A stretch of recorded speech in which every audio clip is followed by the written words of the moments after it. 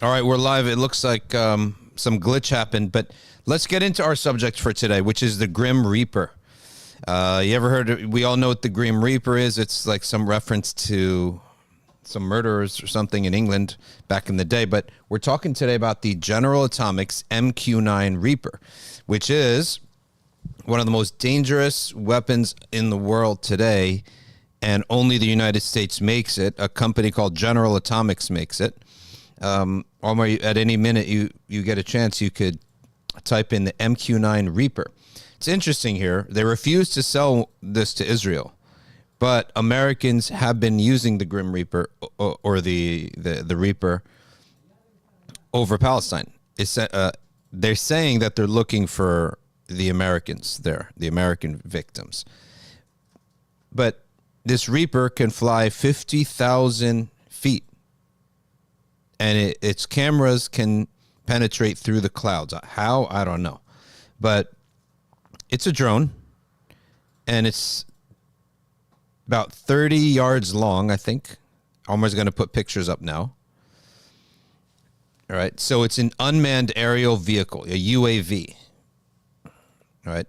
Component of an unmanned aircraft system, capable of remotely controlled autonomous flight operations. I wonder where they fly it from, like Langley, Virginia, or what? Obviously, they take it on a boat across, or maybe on a plane, military plane, because it's not so huge. And then they lift off from there. I think you go 24 hours before they need to recharge it or refuel it. I mean, obviously, it needs fuel. It's not battery operated. Obviously, it's remote controlled. You can put missiles on it.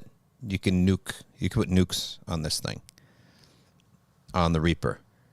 So the origins is a company called General Atomics, and they used to call this the Predator B1.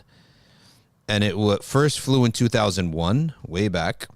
And Abraham Karam is the designer. Let's see who he is. Who is the original designer of this thing? Abraham Karam. He's an Iraqi Jew.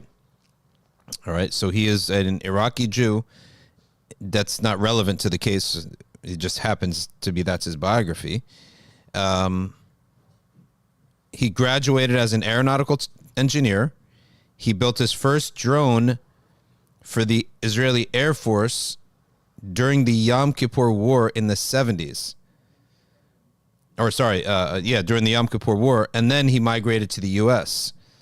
And now, of course, all of his information is supposed to be copyrighted, essentially, if that's the right word for it. What's the right word for that, Omar? It's not copyrighted. Trademarked, yes. And Israel is dying to get this. Russia is dying to get this information. The U.S. has only sold it to 7 nations, and they refuse, for some reason, which is pretty strange to me. They refuse to sell it to Israel. Let's get some other pictures of the of this thing. Frozen again? Well, now it's the camera that's frozen? Jeez. I don't think they want us to talk about the Grim Reaper. What's going on here? I don't think they want us to talk about the Grim Reaper. Man. So only the camera's frozen, but the voice is still going. Okay. No, the camera's fine. It's going down. Just the image is frozen.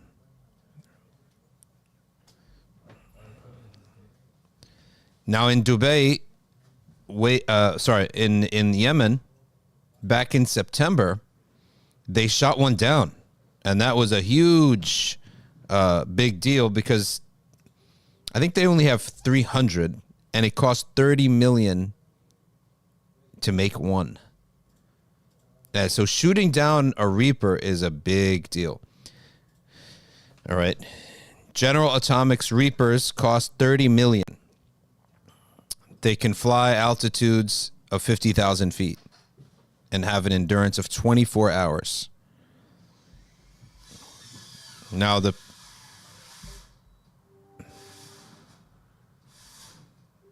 Your voice is good. voice is good. All right. So, well, you're listening to the radio now. Italy was cleared last summer to buy 6 of these drones. It takes 30 mil to make it. They're spending 700 mil to buy 6. Right? Big money maker here. But of course, they're limited anyway. So perhaps, what do they have? Surface to air missiles that go